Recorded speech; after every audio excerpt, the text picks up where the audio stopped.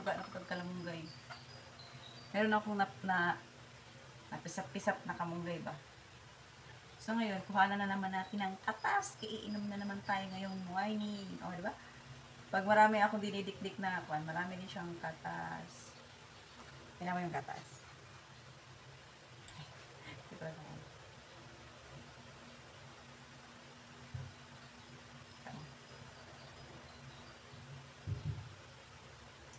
My God. Ang daming katas niya ngayon kasi marami akong nadikdik na kamunggay. Ah!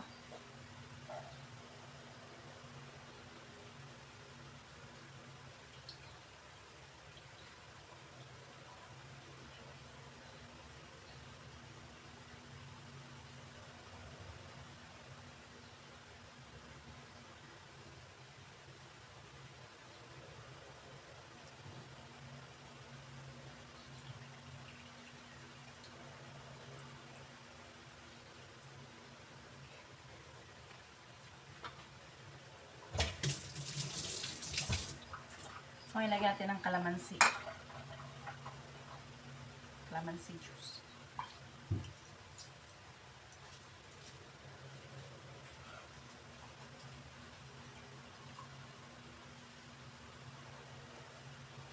Tapos, shake. Ay, marami man.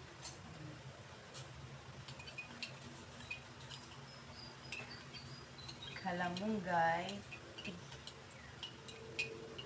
Katas ng kalamunggay, iba yung amoy niya. Sa amoy pa lang para ayaw mo nang inumin. Pero wala tayong magagawa, kailangan natin inumin. Mamami ng plato mo, pe. Awit lang anakin. Nag-video ako. So ngayon, meron akong hinanda na kalamansi. Yung kalahati niya, ihahanda ko siya. Hindi ko siya nilalahat dito paghalo para meron akong ganun. Kasi mana siya eh. Basta alam niyo naman yung amoy ng malunggay. So hindi talaga siya. Pero sa amoy pa lang parang ayaw mo nang inumin. Pero wala tayong magagawa. So gusto tayong gumaling. Nakakatulong din ang herbal tea. Herbal juice. Ano ba ito? Malunggay juice. Puro malunggay juice. Inom na tayo. My good. Alam mo kaya naman ano to?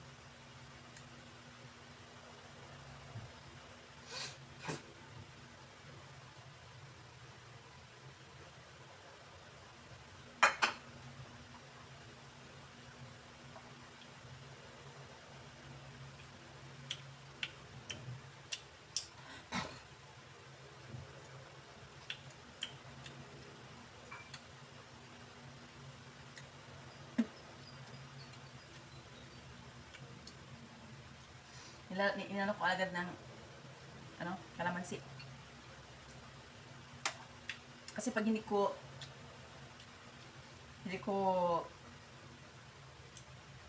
kinain agad ng kalamansi, may susuka ko siya. Sayang naman din. Pag puro kalamunggay lang talaga, hindi ko talaga siya kayang inumin. Pero pag haluan ko siya ng kalamansi or kaya lemon, kalamansi, kaya ko siyang inunok with the power of kalamansi.